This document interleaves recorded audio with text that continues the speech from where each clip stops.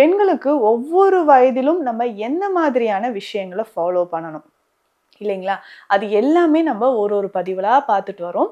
இந்த பதிவுல நெறைய பெண்களுக்கு இருக்கக்கூடிய இந்த நீர்க்கட்டிகள், அதாவது சினைப்பை நீர்க்கட்டி அப்படின்னு சொல்றோம். ஸோ பிசிஓடி ப்ராப்ளம் இருக்கு, பிசிஓஎஸ் ப்ராப்ளம் இருக்கு. அது இப்போலாம் நெறைய பேருக்கு டீனேஜ்லயே வருதுங்க. எதனால அப்படின்னு பார்த்தோம்னா, நம்மளுடைய ஹார்மோன் இம்பேலன்ஸ்னால வருது. டீனேஜ்லயே இன்னைக்கு பெரும்பாலும் நெறைய பெண் குழந்தைகளுக்கு இந்த ஹார்மோன் இம்பேலன்ஸ் அப்படின்ற ஒரு ப்ராப்ளம் இருக்கு. இத தாண்டி இப்போ குழந்தையின்மை பிரச்சனைன்னு போகும்போது, இப்போ 2 பேருக்குமே மேல், ஃபீமேல் 2 பேருமே செக் பண்ணி பார்க்குறாங்க இல்லைங்களா?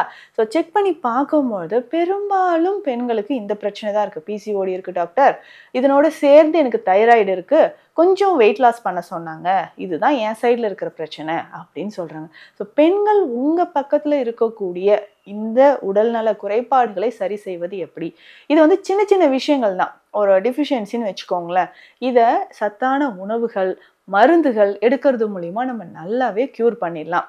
அதே மாதிரி பெண்கள் ஆரோக்கியம் அப்படின்னு சொல்றது பியூபர்ட்டி அட்டெண்ட் பண்ற வயதில் இருந்தே முதல்ல பருவம் அடைந்த அந்த வயதில் இருந்தே நமக்கு ஸ்டார்ட் ஆகுது அப்படின்னு சொல்லலாம்.